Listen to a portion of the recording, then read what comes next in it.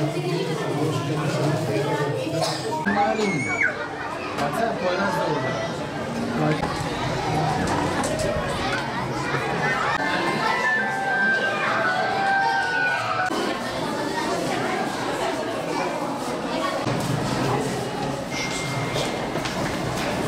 Merhabalar çocuklar, nasılsınız? Şimdi en çok aklınıza kalan ders hangisi oldu? Tebrik ediyoruz oğlum.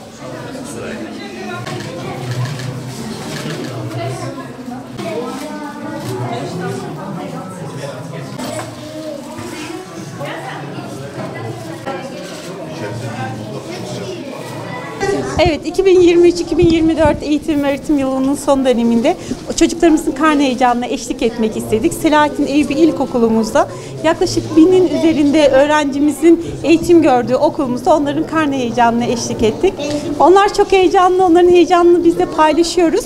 Tabii yoğun bir eğitim sürecinden geçti çocuklarımız.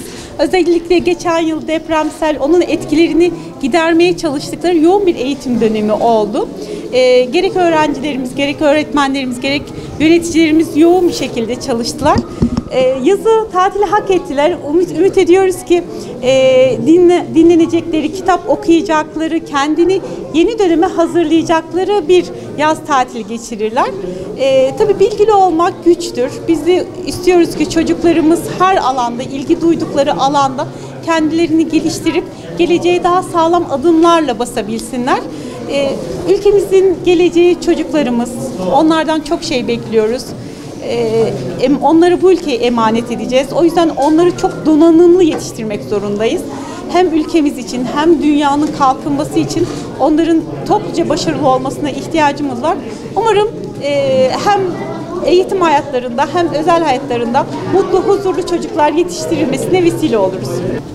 Evet, bir zorlu eğitim öğretim yılını geride bıraktık. Ancak bizim açımızdan başarılı geçtiğini düşünüyoruz. Çocuklarımız açısından çok kıymetli geçti, değerli geçti. İnanıyorum ki bundan sonraki yılımız bundan daha güzel, daha başarılı geçecek. Bugün yaklaşık 747 bin öğrencimiz karne aldı bizden. Umuyorum inşallah önümüzdeki yıl yine buna yakın bir öğrenci kitlemiz olacak. Şanlıurfa'nın yoğun bir öğrenci sayısı söz konusu. Bunun içerisinde okullaşmamız hızla sürüyor. İnşaatı devam eden yaklaşık şu anda 129 okulumuz var. Önümüzdeki yıla bu 129 okulun 120'sine yakınını yetiştireceğiz.